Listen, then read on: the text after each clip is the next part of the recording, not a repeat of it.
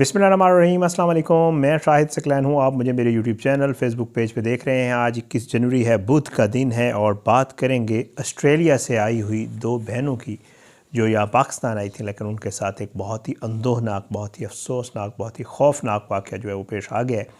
और उनके साथ सिर्फ ये वाक़या पेश नहीं आया, बल्कि इससे पहले उनके घर में भी पहले भी उनकी इस वापसी के जो है थोड़ा अर्सा पहले उनके साथ एक और भी मामला हुआ था, वो भी आपके साथ शेयर करूंगा। ये दोनों बहनें कहाँ गई थी, ऑस्ट्रेलिया क्या करती थी, पाकिस्तान आई और उनके साथ क्या वाक़या पेश आया। आज की इस वीडियो में ये चीज़ ओवरसीज़ पाकिस्तानियों के लिए बड़ा अफसोसनाक वाक़या, नौजवान लड़कियाँ जिनकी शादी होने वाली थी, उनके साथ ये सब कुछ हुआ। और आप लोग अक्सर मुझसे पूछ रहे थे कि गुल प्लाज़ा पे आप वीडियो क्यों नहीं कर रहे। गुल प्लाज़ा जो कराची में वाक़या हुआ, उसके ऊपर इतना ज़्यादा ख़बरें, इतनी ज़्यादा चीज़ें आई हैं और हर कोई कर रहा है। तो वो एक ऐसा वाक़या है जिसके ऊपर जितनी भी बात की जाए और जितनी भी अफसोस की जाए और जितना भी जो ज़िम्मेदारान हैं उनको लान तान की जाए, मेरे ख़्याल से कम है।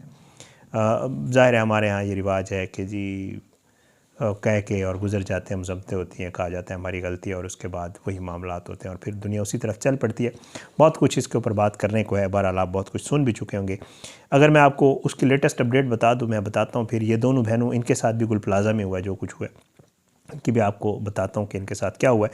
लेकिन पहले मैं आपको बता दूं कि आज इससे भी एक खौफनाक चीज़ गुल प्लाज़ा में हुई है, और वो ये कि एक ही दुकान से तकरीबन 20 से 25 लाशों की बाक़ियात मिली हैं गुल प्लाज़ा से।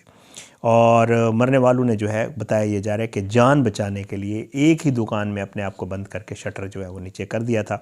DIG साउथ असद रज़ा साहब कहते हैं कि 87 लापता अफराद में से अब तक 60 अफराद की लाशों की बाक़ियात मिल चुकी हैं और सर्च ऑपरेशन जारी है।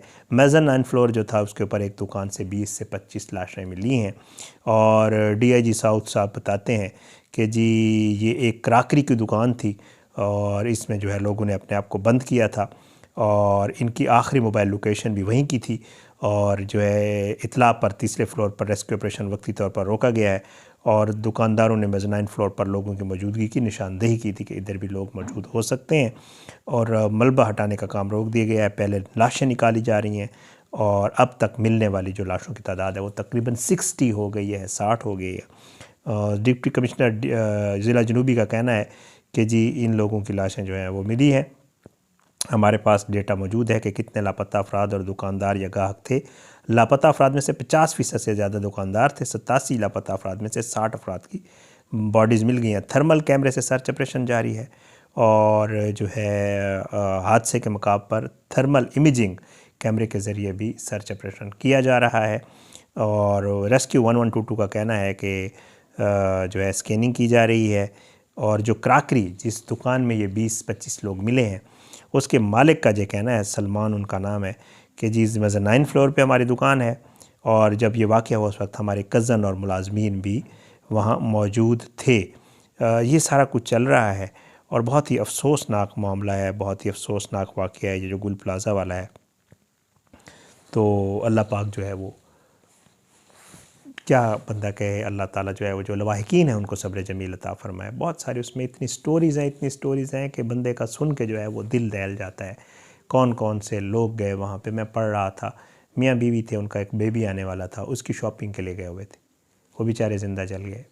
मतलब कितने, और ये जितने भी लोग मरे हैं फिर इनके साथ इनकी फैमिलीज़ और वो बेचारे लवाहिकीन जो बाहर खड़े हैं, मुतासरीन जो बाहर खड़े हैं। मैंने अपने TV शो में मैंने लिया था जो ताजर अंजमान ताजरान के जो सदर हैं, उन्होंने जो चीज़ें बताई आप वो सुने मैंने, बल्कि वो शेयर भी किया था अपने यूट्यूब के ऊपर। तो बस अल्लाह माफ़ करे, अल्लाह रहम करे और अल्लाह हिदायत दे हमारे इन हुक्मरानों को जो करते धरते हैं अपनी चीज़ों से बाहर निकल के खुदा आरा आम लोगों का सोचें जिन्होंने आपको इस मकाम पे पहुँचाया। लेकिन अफसोस का मकाम है, वो नहीं सोचते, बहुत ज़्यादा पॉलिटिकल मामला हो जाएगा। बहरहाल ये दोनों बहनों का क्या वाक़या मैं आपको बता देता हूँ। वहाँ पे एक खातून का मैं इंटरव्यू सुन रहा था, आप यकीन करें दिल दहल गया। वो ये बताती हैं कि मेरी दो बहनें हैं जो ऑस्ट्रेलिया पढ़ने के लिए गई हुई थी और वहाँ पे वो थी और जो हमने उनकी शादी तय की हुई थी और वो दोनों बहनें बेचारी यहाँ अपनी शादी के लिए आई हुई थी ऑस्ट्रेलिया से। और अब शॉपिंग करने के लिए, और गुल प्लाज़ा मैंने तो नहीं कभी गया, कराची जाना होता है तो मैंने नहीं देखा। बताया जाता है कि गुल प्लाज़ा एक ऐसी जगह थी जहाँ पे आपको सुई से लेकर और जहाँ मतलब हर चीज़ मिलती है वहाँ पे, और बड़े लोग जाते हैं वहाँ पे। तकरीबन जितने भी हमारे कराची के दोस्त हैं जिससे भी पूछो कहते हैं भाई ये तो बड़ी रूटीन है गुल प्लाज़ा जाना। तो बहरहाल वो बेचारी भी गुल प्लाज़ा गई हुई थी। उनकी ये बहन थी जिनका इंटरव्यू मैंने सुना है, वो ये बता रही थी टीवी वालों को कि दोनों बहनें जो है शादी की शॉपिंग करने गई थी, लेकिन अनफॉर्चुनेटली शादी तो क्या होती, और उन बेचारों दोनों जो है वो ज़िंदा जल गई इसी गुल प्लाज़ा में ही। अच्छा, वो कहती हैं ये तो कोई मामला ही नहीं है, ये तो एक बहुत बड़ा हमारे लिए एहसान है, लेकिन इससे भी एक बड़ी क़यामत हम पे इससे पहले गुजरी है, और वो ये है कि हमारी एक बहन जो है उसका एक्सीडेंट हुआ, और एक्सीडेंट के बाद जो है कुछ अर्सा वो रही, उसकी टांगें जो है वो हो गई थी, अपना फ्रैक्चर हो गई थी, कट गई, फिर उसके बाद ख़राब हो गई थी, फिर उसके बाद उस बहन की भी कुछ दिन पहले डेथ ही हुई है, कुछ दिन पहले ही डेथ हुई है, और जो वाले साहब हैं उनकी भी डेथ हुई है, और घर में वालदा और मैं हैं, और हमारी ये 2 बहनें थीं जिनकी डेथ हो गई। तो आप खुद सोचें, और ये कुछ ही अरसे में, मतलब वो बता रही थी कि ये कोई ज़्यादा टाइम नहीं गुजरा, कोई 3-4 महीने का जो सारा पीरियड है जिसमें ये सारा कुछ हुआ है। तो आप खुद सोचें, जिनके घर में 4 जनाजे इस तरह उठे हों, जो बेचारे लोग अब भी गुल प्लाज़ा के बाहर मौजूद हैं, और मैं वहाँ पे जो रेस्क्यू वाले हैं, और जो क्योंकि हमारा तो काम ही यही है ख़बरें सारा दिन करना, तो मैं सुन रहा था, वो ये बता रहे थे कि इसके क्लियरेंस में जो है वो काफ़ी टाइम लग सकता है। तो जो लोग जिनके प्यारे अभी तक जिनको नहीं पता कि वो कहाँ गए, लापता हैं, या जिनको कंफर्म नहीं किया गया अभी तक कि जी ये जो बॉडी है ये आपके किसी ही बहन भाई रिश्तेदार माँ बाप चचा किसी की भी है, तो बेचारे तो खड़े हैं, पता नहीं उनको ये लग रहा है कि शायद कोई मौजज़ा हो जाएगा। आल दो उनको नज़र आ रहा है कि ऐसा कुछ नहीं हो सकता, उनको ये पता चल चुका है कि जितना मामला हो चुका है उसमें कुछ भी बाकी नहीं बचा होगा, फिर भी एक उम्मीद है, वो लोग बाहर खड़े हैं और वो ये सोच रहे हैं कि हो सकता है कोई मौजज़ा हो जाए। जो हमारा प्यारा नहीं मिल रहा, जिससे हमारा रब्ता नहीं हो सकता है वो ज़िंदा हो सकता है, वो यहाँ ना हो, कहीं और गया और उससे हमारा रब्ता ना हो, और उन लोगों का जो दर्द है, उनकी जो तकलीफ़ है, वो सिर्फ वही जान सकते हैं, बाकी तो कोई नहीं जान सकता। और जिनको जानना चाहिए उनके जो तलल्ले आप देख चुके हैं, बंदे को गुस्सा आता है, ज़ाहिरी बात है, अल्लाह रहम करे। और उनकी स्टेटमेंट्स आप सुन चुके हैं जो ये कहते हैं कि जी आग लगती रहती है और बंदे भी मरते रहते हैं, कोई इतना बड़ा, तो बंदा फिर उसके ऊपर क्या कहे, मतलब उसके ऊपर हम लोगों को फिर ख़ुद सोचना चाहिए। सीधी सी बात है, वीडियो तो मैंने किसी और उसके लिए की, बट ये है कि गुस्सा आता है बंदे को, और अंदर का वो होता है जो वो रहता है। फिर हम लोगों को खुद सोचना चाहिए ना कि हम गलती करते हैं इन लोगों को आगे भेज के, हम लोग गलती करते हैं इन लोगों को वोट दे के आगे भेज के, ये हमारे वोटों पे जाके ये सब कुछ कर रहे होते हैं। अब तो अरबपति बन गए सारे खा पी के, और फिर जब कोई अवाम के साथ सानिया पेश आता है तो फिर इनकी स्टेटमेंट सुने तो बंदे का दिल करता है कि बस क्या कहे बंदा इसके ऊपर। बहरहाल बड़ा अफसोसनाक वाक़या इन बहन का मैं सुन रहा था, मुझे बड़ा अफसोस हुआ। मैंने कहा एक तो आप लोग कह रहे थे गुल प्लाज़ा पे शायद भी आपने वीडियो नहीं की, गुल प्लाज़ा पे आप यकीन करें नाअहली है, 100% नाअहली है। आप जिससे भी बात करें, हमारी साफ़ी दोस्तों से बात होती है, अब आप ख़ुद बताएं, जिसने उस बिल्डिंग का नक्शा पास किया उसको फांसी पे लटकाया जाए, पकड़ना चाहिए उसको।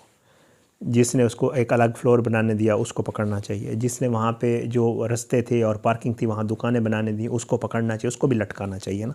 और ये सारे बीच में मिले हुए हैं, सब पैसे लेते हैं, सब पैसे लेते हैं, बहुत बड़ी करप्शन है हर जगह पे। फिर जिसने उस बिल्डिंग को पास किया उसमें कोई फायर सिक्योरिटी सेफ्टी नहीं थी, उसको फांसी लटकाना चाहिए। फिर जिसने वहाँ पे जो इमरजेंसी एग्ज़िट्स होते हैं नहीं बनने दिए उसको पकड़, मतलब किस किस को। फिर ज़िम्मेदारान कौन है जिनकी वहाँ पे मतलब चल रही है, मज़े हैं, अयाशियाँ हैं, कुछ भी नहीं है। बातें सुने उनकी और प्रेजेंटेशनें देखने उनकी, लग ही रहा है कि पता नहीं उन्होंने को पेरिस बना दिया। और कहते भी हैं अपने तकरीरों में कि लोग बाहर से इलाज करवाने आते हैं, हमारा तो सिंध इतना तरक्की कर गया। फॉर गॉड सेक यार, मतलब या तो आप ये समझते हैं कि लोग, मैं अब वो लफ्ज़ नहीं कहना चाहता क्या है, या फिर ये है कि आप वही हैं जो दूसरों को आप समझते हैं।